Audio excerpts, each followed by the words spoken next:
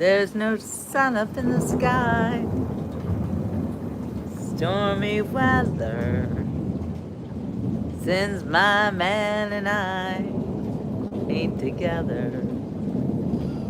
It's raining all the time. Oh yeah, it's summertime in Florida. We've got a nice big storm happening right now. It's super loud and crazy. Hi, Sandy. Let me show you what's going on. I don't want to get too close to it, but you can see the clouds over here where the sun is shining through. Hey, Jennifer. Hey, Christine. I thought you might like to see a good old Florida car wash. That's what I call it.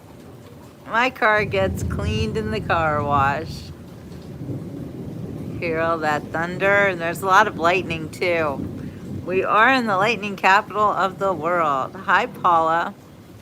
Yeah, it does look nasty, but then again, the pool looks delightful, doesn't it? All right, Darla.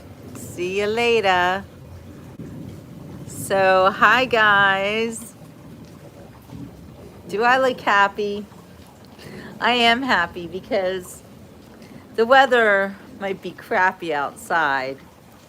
But here, this girl is super excited because I have produced another book.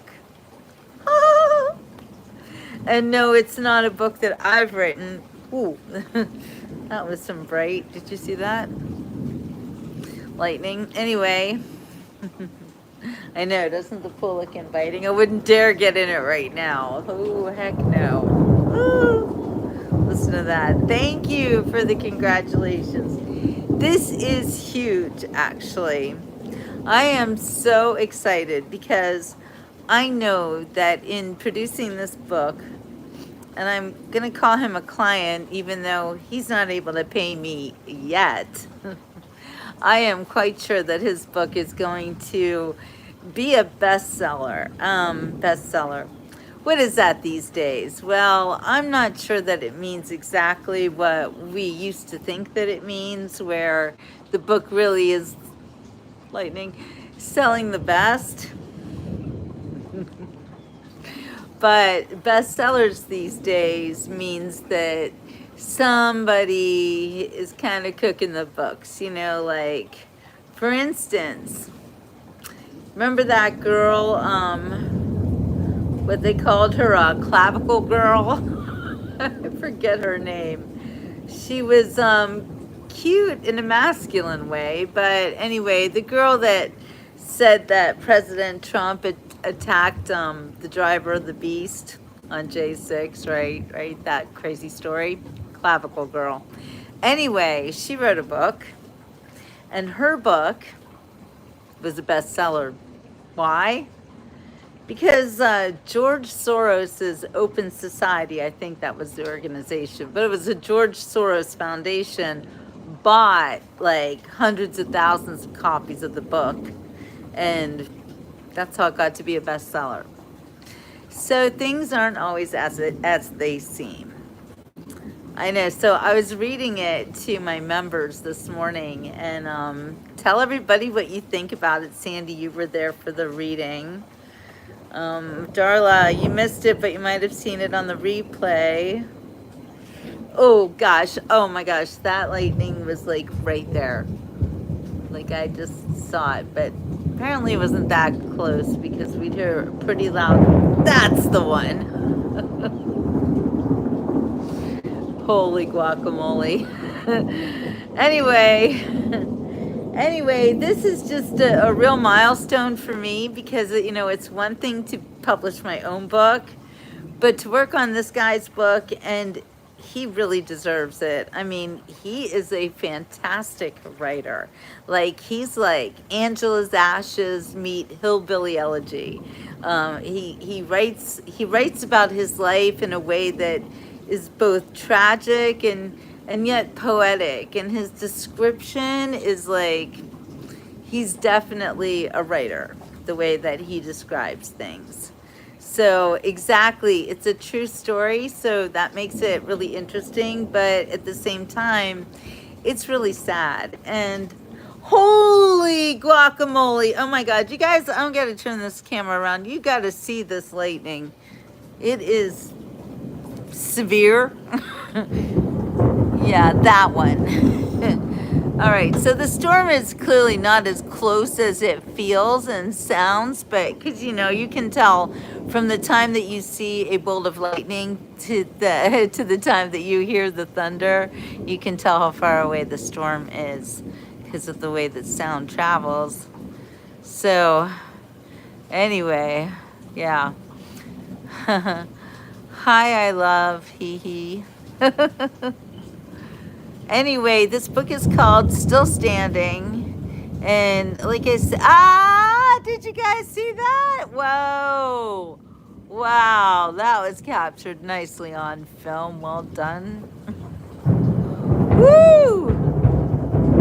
Whoa, look at that bird. That was a good bolt of lightning, huh?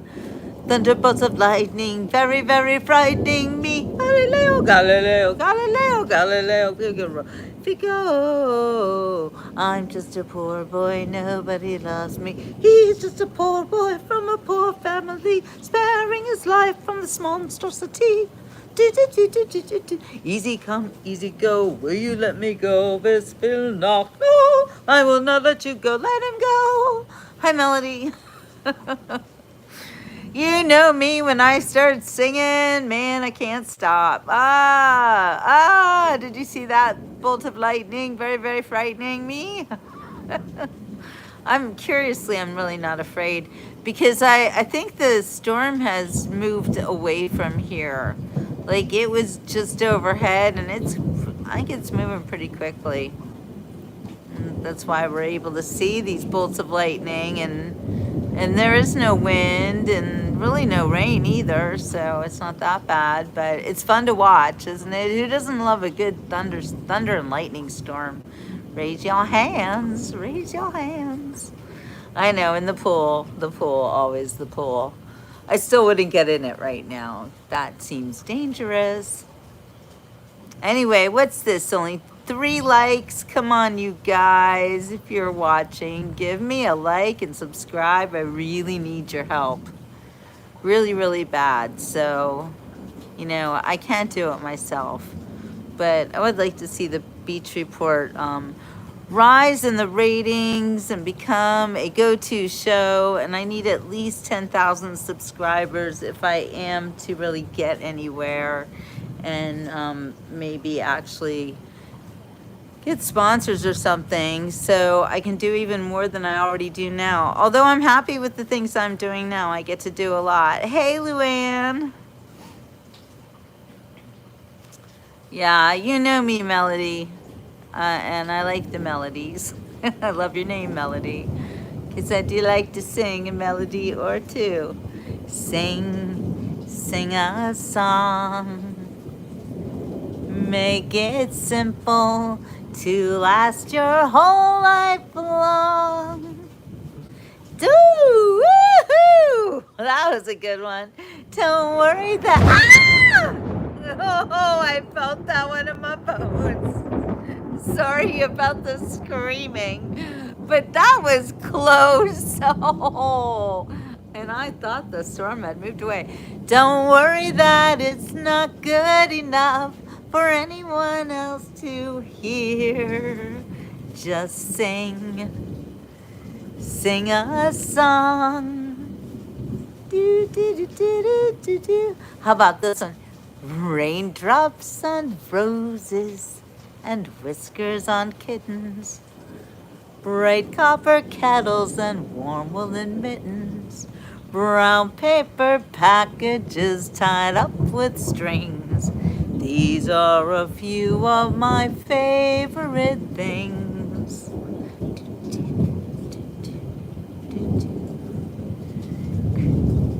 Ponies and schnoodle, doorbells and sleigh bells and schnitzel with noodles, wild geese that fly with the moon on their wings. These are a few of my favorite things. When the dog bites, when the bee stings, when I'm feeling sad, I simply remember my favorite things, and then I don't feel so bad. Thank you, Paula. I hope you are not poor for long. I hope that everybody is blessed with abundance very soon. Haven't we had enough? It's all gonna be all right. Every little thing's gonna be all right. Right, Sandy? Baby, don't worry about a thing. 'Cause every little thing's gonna be all right. Yeah, it's sad how, I can do a whole show and then like I walk by someone playing music and get demonetized from that. It's tough to be a YouTube creator, I gotta say. And it, by the way, it does not cost a lot of money to join my membership club. It's under $5. It's like $3.99 a month. And heck, you would tip a waitress more than that, right? I'm just saying. I made it cheap so that it would be easy to join, but it would keep out the trolls. You know what I mean? Yeah, you have a little skin in the game, but I'm aiming to make it worth it. So just ask my members if they enjoy the membership shows, see what they think. Can join for a month, and if you don't like it, you don't have to join again. Just saying. Just saying, it's a thought. It's a thought. There's some more lightning coming through. I can feel it. The air is like really still. It's funny how the water also reacts to the storm. Right now, it's actually moving because I had turned... did you see that lightning bolt? That's going to make a big noise. Give it a minute. Give it a minute. Here it comes. And there it is. So that one wasn't that close. Hey, Anil. But yeah, I was filling up the pool. It seemed a little bit low there. Anyway, it is still reacting to the storm. And then over there you see blue skies. Mr. Blue Sky, please tell us why. I am just south of Sarasota, Luann. And tomorrow morning, I'm going to head into the Everglades. I'm covering a really important story tomorrow that I hope you guys will watch. You might have to get up a little bit early for it. Well, actually, there's an event at 10 o'clock, but I'm going to try to be down there earlier than that because you know how I love the Florida Everglades. Anyway, I love the Florida Everglades so much that I'm very, very worried and dismayed about the news that they want to turn it into some kind of a prison. What? That's the dumbest thing I've ever heard. You guys see me in the Florida Everglades. Do I have something on my chin? Schmutz. Anyway, you see me in the Florida Everglades pretty often, like at least a few times a month. I like to go there. Looks like I got bit by a mosquito. Is that possible? Again? It's okay. It happens. Anyway, I've learned to tolerate all the bugs and the red ants and the mosquitoes and everything here, living here in South Florida. Anyway, when I heard that our Florida Attorney General, who, there is a big bolt of lightning, who I'm pretty sure does not spend very much time in the Florida Everglades because he seems to think that it's just like this wasteland. You know, you hear the word swamp and you think, oh, the swamp, nobody wants to go to the swamp. But the swamp is actually teeming with wildlife, and in the Florida Everglades, the swamp means that there are critters that survive there, that can't be found anywhere else in the world. There are alligators and crocodiles living together like friends, and that doesn't happen anywhere else in the world either. The Florida Everglades, oh, how many times do I have to tell you guys? It is a treasure, a treasure. It's amazing that we have this ecosystem, that I have this ecosystem right in my backyard. And I would do anything to protect the Florida Everglades. So the notion that they want to turn it into some kind of a prison is very, very disturbing to me. It's like this attorney general seems to think, oh, that's a big vault. I'll turn it around so you guys can kind of see. I don't know, it's bad. Then I have bad lighting, so we're not doing that. Sorry. You've seen all the bolts of lightning. And if I get hit by one, then you'll really get to see it. No, don't let that happen. Anyway, I digress. So,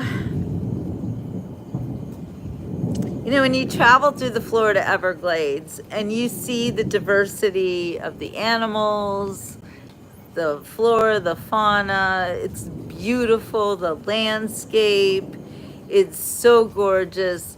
A prison would change it. A prison would add a lot more people. They want to house 1,000 people there.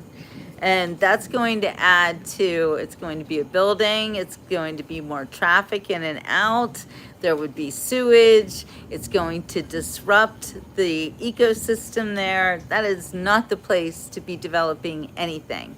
So there is already existing not an airport, but an airstrip. Then back in the 70s, they tried to turn that into the largest airport at the time. They wanted to make it the largest airport in the world, which would have been disastrous for the Florida Everglades. And the people who live in the Everglades and the Indians and everyone in Florida who cares about the Everglades and this ecosystem banded together and stopped that. And that's how we get Big Cypress Preserve. So these lands were made into a preserve right around that airport for a reason.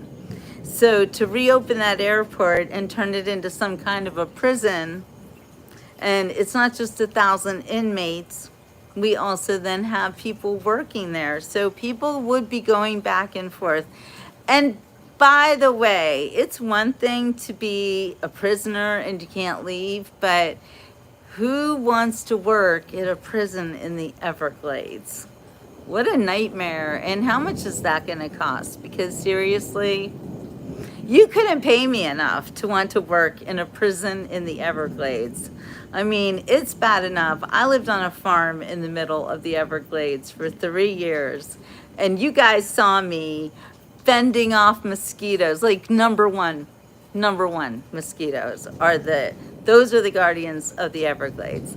But I also take great offense to this attorney general saying that, like, treating alligators as if they are guard dogs. You know, alligators don't eat people. Okay, yes, they will attack you if you go near their babies. They will attack you if you have a small dog or a small child that represents food to them. They will attack you if you get in the way of their feeding. But if they just see you and you're walking around the pond or something, a bunch of gators are there, they're not like, oh, look, somebody to eat. They don't look at you like that. They seriously don't want to eat you. You are not on the menu. My husband used to remind me of this all the time. He'd be like, baby, if the gators wanted to eat us, they would do it every day. You know, there are more than a million gators, like all over South Florida and throughout the western or the southeastern continental United States. Okay, gators everywhere.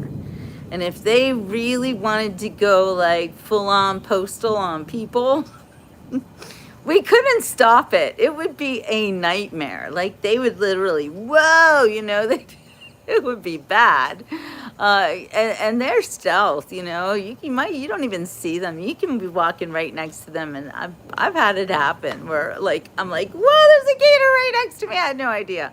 But seriously, they don't want to eat you. So don't treat them like they are going to go after prisoners who are, and think about it. Now, if they're deporting people who more than likely came from the tropical southern part of the world, they already don't care about gators or snakes or mosquitoes. If they broke into our country and they walked up through here, I don't know how true all of that is, but I'm just saying, anybody who came across our border in the southern United States and walked over doesn't give a crap about, oh, there was some relating, doesn't give a crap about alligators or mosquitoes or snakes or anything, because they've been through all that, okay?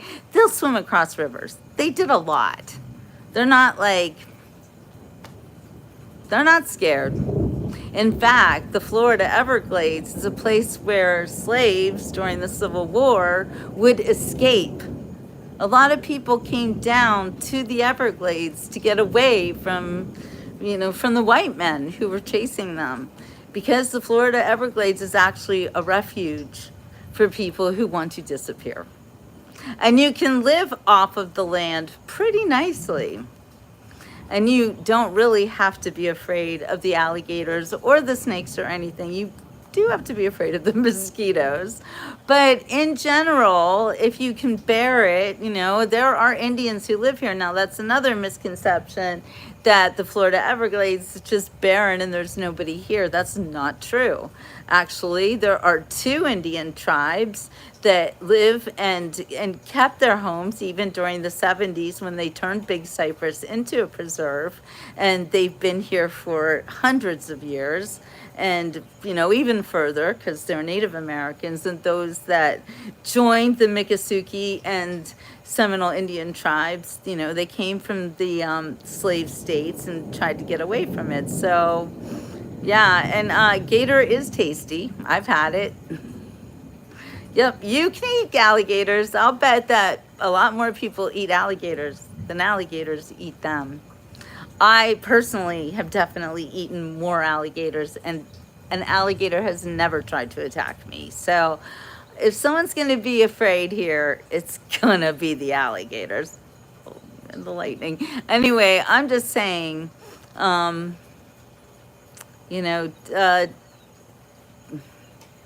it's not fair. It's not right. Don't come into the Everglades thinking that it's a place that you can just put a bunch of prisoners and, they're going to be too afraid of the gators and the snakes to break out. So not true, number one. And it's disturbing to think that there even would be these people in a place that I love and adore and visit as often as I possibly can. I don't like to think I'm driving into a sea of prison. I don't like that. And by the way, there are a lot better places that you could put prisoners. Here's something that I think would be a great solution. So a lot of cruise ships, they get old and they don't work as well maybe, or whatever. They're out of date, but they are capable of housing thousands of people. So how about you take an old out-of-date cruise ship and refashion it into a jail or a prison or whatever, a detainee. They were going to do that with like hospital ships, right, during the Schmid. So why not do that with the cruise ship and turn it into a jail in the middle of the ocean? And I would think that a lot less people are going to try to escape onto the ocean than they would into the Everglades, right? That sounds like a solution to me. I'm sure we can find a lot better ways to deal with this problem than to destroy the very delicate ecosystem of the Florida Everglades. Our Army Corps of Engineers already messed it up by messing with Lake Okeechobee. And they've spent the last, I don't know how many decades, trying to fix the mess they made that left us with things like red tide and fish dying off and horrible hurricanes, and you know, a lot of problems happen when the people interfere. So yeah. Oh, and then there's Alcatraz, the real Alcatraz, right? Right, Gracie, out in San Francisco. Well, I would say that San Francisco is already a crap hole. They probably don't even have to go to Alcatraz. They could just, it sounds like it's a prison already. I'm just saying. Anyway, yes, I think that take the actual prison and turn it back into a prison. Not a bad idea. You know, but yeah, plumbing. So they say. Anyway, I don't know. Why don't we work at stopping all of the illegal behavior and not be so focused on incarcerating people as we are just getting rid of them. Go back to wherever you came from, and let us be Americans in America. And if you want to come here, do it lawfully. Have respect for our country and its laws. That's it. Okay, so it looks like the storm basically over. I hear some emergency vehicles. Anyway, Ellis Island. Yeah, put them on Ellis Island. I don't know. Oh yeah, no, Ellis Island. That was for well, Ellis Island was for alien citizens. I heard some noise. If you see something, say something. I don't know. What would you do if you were in your backyard and you heard like a gunshot in the house next door? What would you do? Think about it. Yeah, Ellis Island is nice. How about Rikers Island? There you go, Rikers Island, send them there. Donna thinks I should go inside. All right, you guys, anyway, I just wanted to check in and let you know that I am super stoked because I am in the middle, actually not even in the middle, I'm at the end of producing another book. And this one is for a man who really, really needs this book to change his life. Joshua's story is touching. He's a fantastic writer, and he would never be able to produce a book like this if it wasn't for me and my skills. And I don't care if he doesn't pay me for 20 years. It doesn't matter to me. I'm not doing it for the money. I'm doing it for the satisfaction of knowing that I have the power to change his life just by using my skills of producing books, you know. And it's the second time that I'm producing a book all by myself, so I'm super excited about this. I'm only going to get better at it. If you have a book in you that you would like me to produce, let's talk. I'm doing great with this endeavor. It is very exciting and very fun for me to do it. So it's going to be a really good book. So I'm going to need you guys to buy it because, like I said, I'm not getting paid to produce this book, but that's why we sell books. So I do expect to get something out of it, you know, and exposure too as a book publisher. So, you know, one book at a time. This is how we start, right? Thank you, Gracie. I love you guys. And I love that you support me, everything I do. You always support my creative endeavors, and you buy my books, and don't forget I've got t-shirts and beach bags, and I'll have more in the future. It's just kind of hard because I'm not a businesswoman like I am a performer or a writer, or I just play a singer on YouTube. So long, farewell, all beaters, and good night. I hate to go and leave this pretty side. One more lightning, good night. Anyway, I'm so glad we had this time together. All right, you guys, I forgot about your shades. Oh yes, I do. I have sunglasses too. Like sometimes I'll buy things for other people and then never sell them to them. That happens all the time. I've got all sorts of merchandise. Someday I need to have some kind of like an all out sales blitz because I can't keep lugging this stuff around.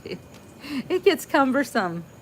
Anyway, really, I like to be a writer. I like to sell books. I like to write books. I like to produce books. I like to also change other people's lives with books. And that's what I'm doing. So, super happy day over here because there's a storm, and well, not just because of that, but it makes it easier to get a project like this finished when I'm not thinking about going outside and going to the beach.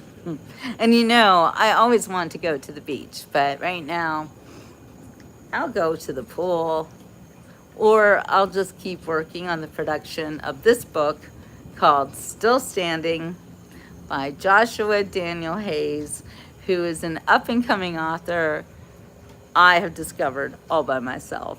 It's the best feeling in the world. Ideas like hearing Florida thunder. Oh, apples in Vermont. Oh my gosh, that's funny because I ate 2 apples today and I don't normally eat apples, but I love them. So sorry about your apple tree. See my playmate, come out and play with me. And something about my apple tree. Hee hee hee hee hee hee. I don't remember that song anymore. Anyway, we used to sing that when we were kids. I know you guys remember it. Something about my cellar door, and we'll be jolly friends forevermore. Shut the door.